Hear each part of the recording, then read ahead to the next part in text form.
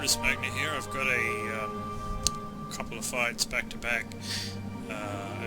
Tribates versus Rome to start with, and then a subsequent battle, Rome versus Atrebates. You can see the setup. I've got some Mercian Dacian bowmen and some Cretan archers. I've got quite a bit of missile fire. I have some falsemen I'd hired just previous to before the battle started. I got some Praetorians, right? So I got some Legionaries, some Vigilies. He's got some field artillery. This is Cadu Badar's flight, the Atrebates. Some field artillery, some Onagers, Celtic Onagers, Celtic Ballista, some Gallic Hunters, Celtic Ewes there. I think it's Noble Horse or something up there. He's got some Scout Cavalry. Move it! Get started! And Levy Freeman, are they, I think? The interesting thing with this, I did play it once, and it was kind of slaughtered. It wasn't that I was slaughtered, it was that I tried a conventional sort of setup where, it's in the snow as well, I might add, where I sort of just formed a line on the field. So my conventional setup was, when it starts up, was to form a line along here and sort of just wait for them to come. So the first time I played this, I was just sort of sitting down here. I had some hidden units here, and the general sort of just sat there and got hit by artillery. I didn't realise it. It just sat there and got killed, and all my units fled. So it's kind of unsatisfactory, because I did learn that the field artillery, is kind of powerful. So I decided to put everything into the forest so that it couldn't be seen. And if it can't be seen, although he has detected it with his mercenary Germanic scout riders, then it can't be shot at by the field artillery. So the problem with this kind of battle is you have to be in the forest to see it. It makes it kind of hard to play. I've got levies which I'm bringing up far enough as a front line, or at least an initial front line, that they can shoot to the edge of the forest. Coming back, I've got my Dacian bowmen. It's a kind of, they have a bit more range, so they can sit back a bit further but still hit right out to the edge of the forest. Then I've got these Legionaries here, and the Legionaries I do sort of bring in between these two units, and form a front line there with the Legionaries. Down the side here I've got my Vigilies. If we sort of zoom out, you can see where they're positioned. Didn't really handle them very well, as you'll see in the fight, but they're sort of to prevent outflanking, and they're supported by some mercenary falsemen that I purchased. Orders understood. And then I've got my generals hiding here, and on the other side, the other flank, I've got some mercenary spears, Thoros spears, some more falsemen, and right over there I've got my mercenary Tarentine cavalry that's going to come in later. That was what I initially tried to use to kill these ballista and so on in the first fight. I'm going to try to do that again, obviously. Interestingly, he sort of detected me. He did sort of bring his troops back, and he's sort of reorganising, but he's also bringing in his Celtic Ballista and his Celtic Onager right up into the forest, which is a bit strange, I guess. I mean, he could sit it back there. He's bringing it up into the front line. Another thing he's doing, and I'm sure you can see it, is he's going in for an outflanking manoeuvre on the other side. So while this is moving up, he's sort of bringing a lot around. Actually, I'm not sure it's all quite visible. They're bringing a lot around this way. So now I'm just sort of waiting for the attack. Loose! And his ballista do come close enough that we can start sort of firing a few volleys. Although firing at missile fire and ballista is not very effective. They do seem to be quite a good shield against missile fire. But here's some of his one of these guys coming up. Levy Freeman. missile fire coming in now. My own levies had kind of been on skirmish mode, so they sort of retreated a bit. So the front line here is my legionaries.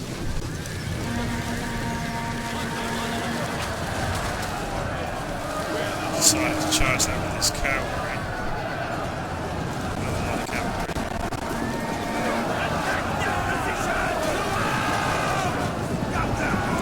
Every frame coming in. I got a lot of missile fire coming down. Apologies for the music, I'm not sure the sound is jittering a bit.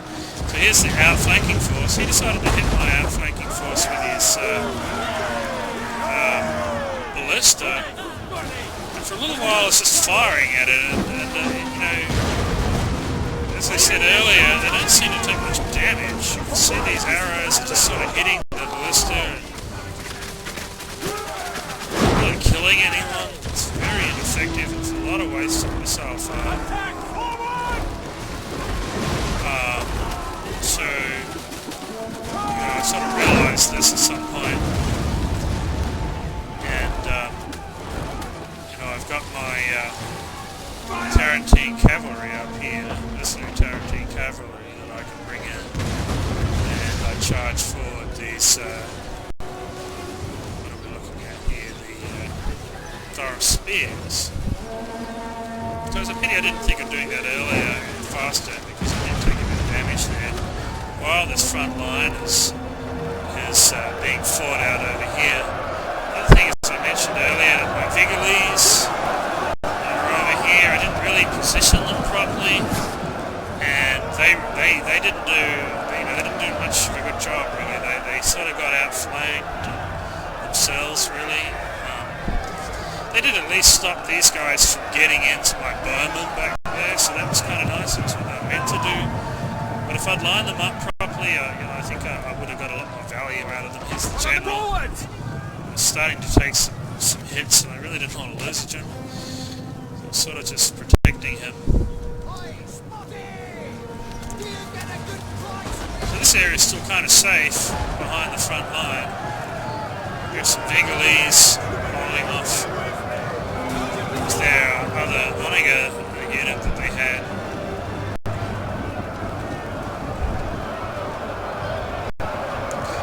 Play it down here. If you try to play the game up here, you just can't see anything, right? You're sort of like, well, what's going on? Even down here it's kind of hard because you don't know who's outflanking who. It's just a group. Here's the Oswald, just a group of stuff, and it's hard to know. Oh, there's that guy, you know. Anyhow, I mean, I sort of cleaned up over here. You didn't see, but as I said, I brought these guys down finally to kill the Omega crew, and the Ballista crew are kind of dead. It's a pity I can't sort of pick them up myself now and start using them. And sort of move further with the Tarantine cavalry to sort of get a bit of an outflank, you know, on what he had down the side here, which includes his Gallic hunters, right, which is a good one to hit, because these guys are quite powerful.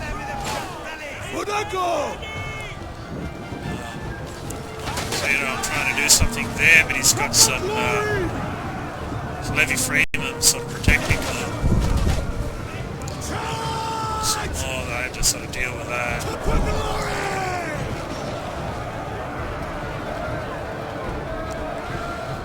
So that was sort of happening, and then, you know, I think I decided to get a rear charge from the front line here.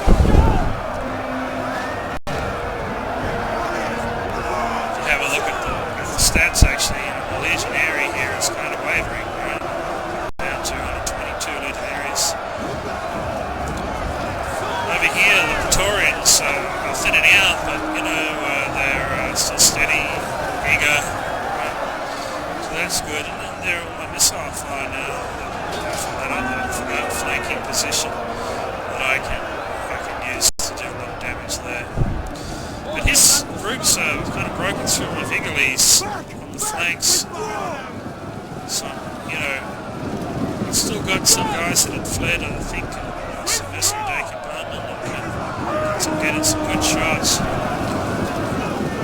Generals now, you know, sort of into fight.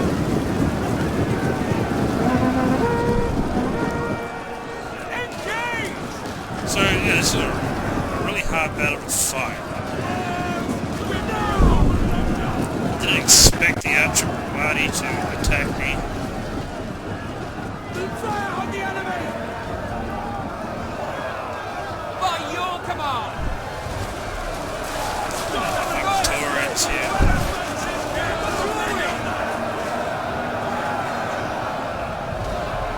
I managed to rout. If we sort of zoom out, I managed to rout a lot of what he sort of had as backup, and really what he's got here is sort of what's left. You know, there's this Gallic White Horse, Levy Freeman, and that kind of routing.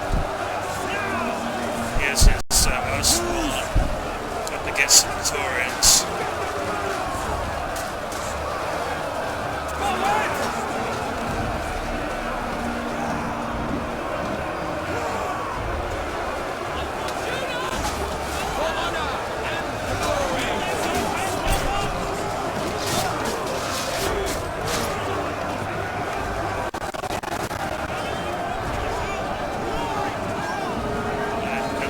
To fled at them.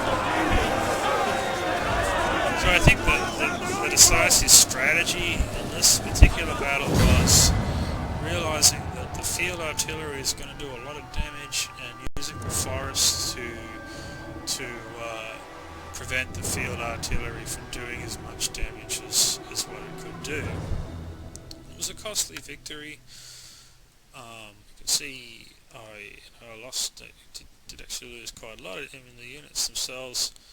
Sort of, the Praetorians survived. I think that the Folksmen ended up losing them, but you know, I still got a lot of the missile fire still here. So actually, in the next fight, I continue to use this force to attack what remains over here.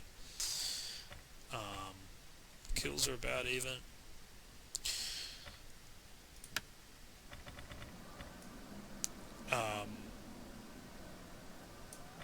Well, actually, it's not exactly the same force, because I did manage to buy a couple of cavalry units that came in handy, actually. So you can see what we had left.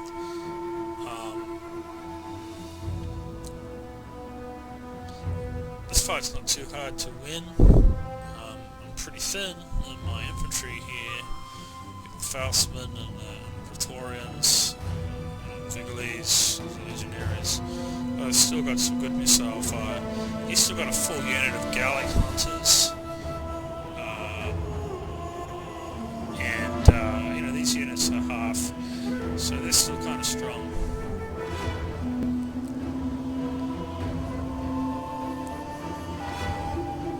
This one's not in the snow. It turned out that it was only snowing in the hills where I was fighting before, and here it's nice. Get sorted! Organize yourself! Green fields. So that's kind of what I was left with. Decided to take a formation that was where the archers are on the outside, and you've got your infantry in the middle. A little bit of general bodyguard there. These were the mercenary spear horsemen that I ended up buying. I bought 2 units of those to back these guys up and put them on both sides to sort of, what I really wanted to do is hunt down those Gallic bowmen, Gallic hunters. So, you know, I'm bringing the cav around, obviously, as you would, that way, and that way to sort of, you know, get sort of outflanking maneuver while my main force is coming up to this hill. My main force is more or less invisible to the enemy this time, as are the Gallic hunters to me. You know, over here are the Celtic Yews, is the Spear Brothers, Fierce Swords, Oathsworn, Levy Freeman. I didn't know where the Gallic hunters actually were. I ended up sort of looking for them. I thought maybe they'd be hiding in this little bit of forest here. So I really wanted to know where they were. You can see the enemy is kind of, these Etrabati are sort of repositioning a little bit. It's kind of like herding sheep. They sort of move around and around, trying to get the best safe position. So it takes a little time to get positioned. I'm keeping my distance. I don't want these guys to get hit by missile fire. And I don't know exactly how far 150 is, but it's a reasonable distance. I think if the Gallic hunters were in here, they could fire into the woods. So I made a quick dash into the woods to see if they were in there. And they didn't pop up. Still bringing these other units over to the hill there. Oh, and there they were there, and then they vanished again. Those Gallic hunters, you can't see them. They're quite good at hiding, obviously. Even though I've got a fairly plain line of sight.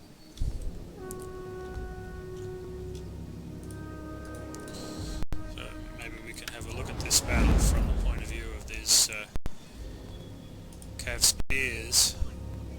There's my force coming over the hill. Down then.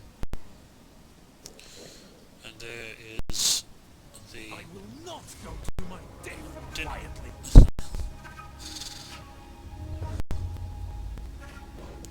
my other Cav units over there. I will kill Basically my main force becomes visible to him, and he starts to reposition.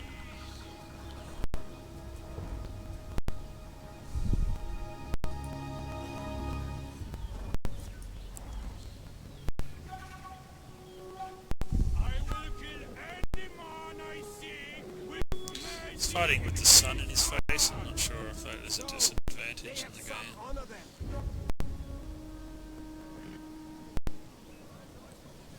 He is fighting up the hill as well. So the fight sort of starts, and he's bringing his infantrymen up to shot the Gallic hunters. So one of the things that he does is in bringing his infantrymen up to attack my front line, he leaves his Gallic hunters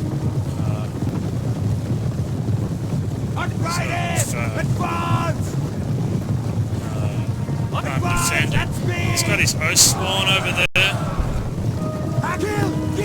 They're the Gallic hunters. There's their front line. These are the guys that I've got to kill. And his Oathsworn do get a shot, into my Cav. But I still get onto these Gallic hunters enough.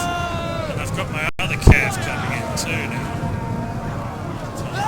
So, those Oathsworn are enough to save these Gallic hunters. After killing the Gallic hunters, I think I'm sure I killed them all, didn't I?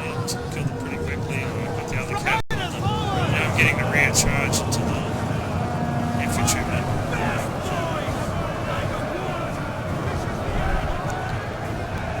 His Oathsworn, gobsmacked, because his entire army is just being decimated.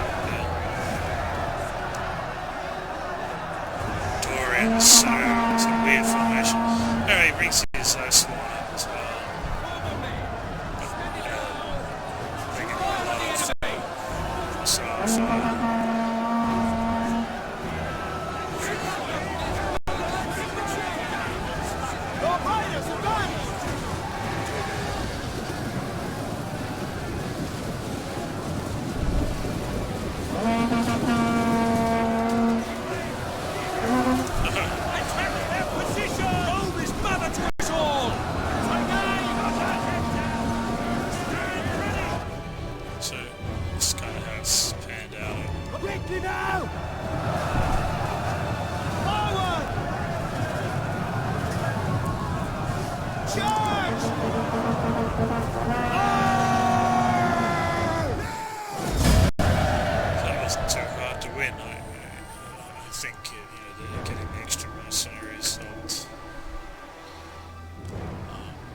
interest, I had 672 kills, he had 69 kills.